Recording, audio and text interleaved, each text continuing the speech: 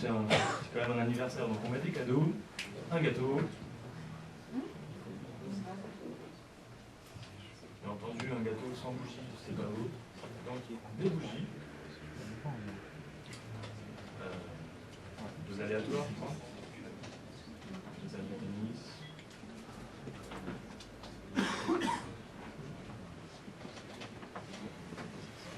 Des verres.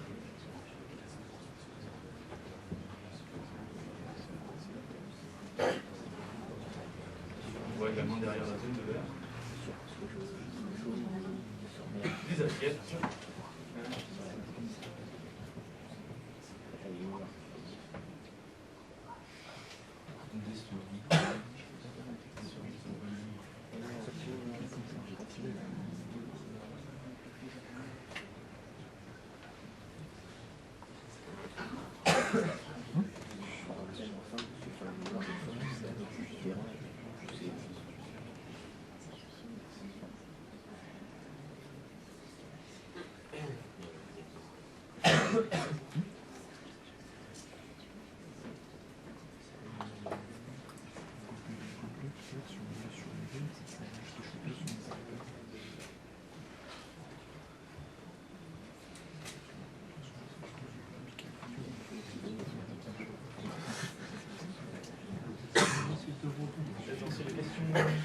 La session questions. Oui, non. Ils sont en quoi? Les quoi, là? Les gobelets, ils sont en quoi? Ah ouais, j'avoue, pas mal, ouais. Pas mal du tout.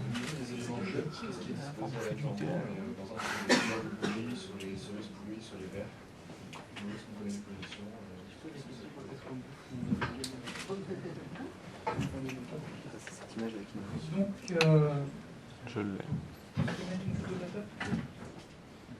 Donc pour les bougies, donc je connais pas tout en tête, mais donc certaines bougies sont aléatoires.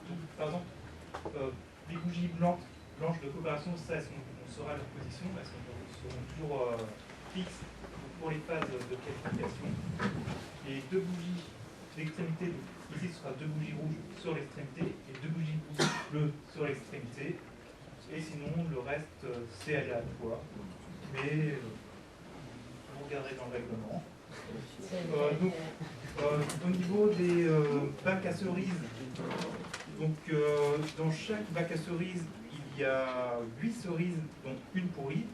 Donc à chaque fois, donc, du côté rouge, il y a 7 cerises blanches et une cerise rouge. Et inversement de l'autre côté. Qu'est-ce qu'il y a d'aléatoire? Les verts ne sont pas aléatoires. Je pense que c'est tout. C'est tout. C'est bon. Une autre question? Pour les verts, le haut, il est recouvert ou il est bleu? Est-ce qu'on peut l'attraper sur le bord? Donc pour les verres, normalement ils sont creux, ils ont juste un fond en bois noir de 5 mm d'épaisseur, il me semble. Ça va être un cube en plexi avec un morceau de boîte en feu. Ça va coûter cher, ça encore. Ouais. Puis quand vous faites du plexi, vous faites la vis, quoi. Tu peux mettre un cube en plexi. Pour les verres, alors si j'ai bien compris, on va les placer en haut à droite et en haut à gauche en fonction de l'équipe où on est, c'est ça? Non? C'est n'importe où sur la zone de départ. D'accord, très bien. Est-ce qu'on peut mettre plusieurs verres comme ça et simplement les pousser? S'il n'y a pas de pyramide, ça compte? Est-ce que si le verre est renversé et qu'il reste dans la zone de départ, ça compte aussi? D'accord. On va faire un tas de verres. D'autres questions? Et surtout, c'est que tu peux aller dans la zone adverse pour récupérer ces verres et les remettre. Ouais, bah, à mon avis, ça. S'amuser à les tourner toute sa zone. La position des cerises russes est-elle aléatoire ou pas? Dans chaque bac. Et si c'est les extrémités, parce que là vous montrez que les extrémités, mais ça peut aussi être à l'intérieur. Autre question, est-ce qu'il est possible de récupérer les pourris de la serre et les lancer dans son bol? Toi tu vas pomper le truc là. personne n'a le droit de repeindre la balle blanche. Voilà, Le problème, c'est que t'as pas de moyen de la récupérer après dedans, quoi. Ça, c'est Ouais. je me demandais, au niveau des assiettes, en fait, elles sont tenues ou pas? Au niveau de la zone de jeu, elles sont mobiles, en fait. On peut les bouger. Ok. tu la prends en entier.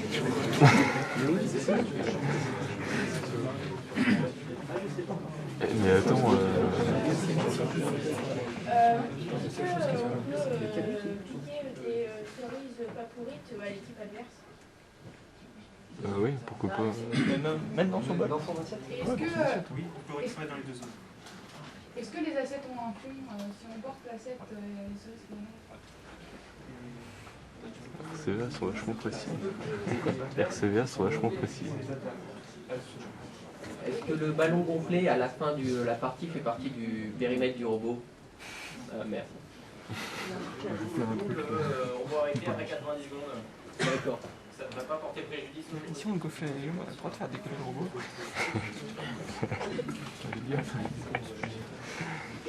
Tu vas dirigeable. J'ai pas très bien compris à quoi sert. En fait, on a 5 zones de départ. Et la zone sur la partie haute est réduite à cause d'une bordure blanche. Et j'ai pas très bien compris à quoi sert cette bordure en fait. Eux non plus, apparemment. La réponse est de rarer sur l'image. En fait, la zone qu'on a vue dans chaque coin de la table, donc c'est une petite estrade pour mettre les verres. Elle est juste là pour essayer de faire que les verres sont moins vulnérables. Ouais. Donc là, j'ai répondu à 2 questions maintenant. Tu fais un petit robot qui fait toujours osciller dans ton couloir un crâne immédiat. Ouais, il faut le soulever. Il peut y avoir du capteur de couleur. Non, Ça serait stylé, ça.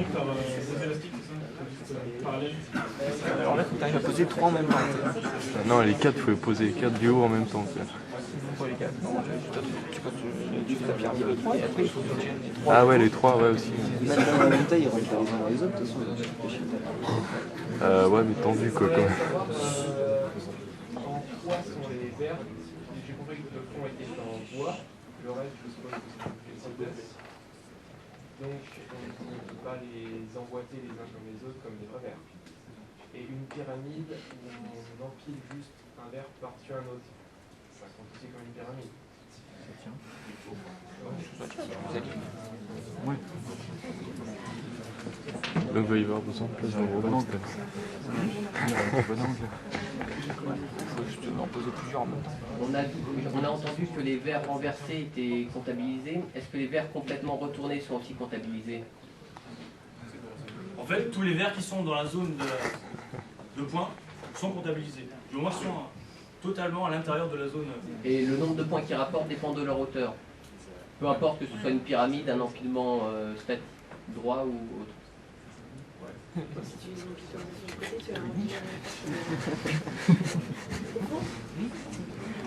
Tu lui colles un aimant, tu le jettes en l'air, il faut que ça accroche. Tu peux t'avoir le droit de coller des trucs aux éléments de jeu. Justement, en parlant de hauteur, est-ce qu'on peut dépasser les 35 cm avec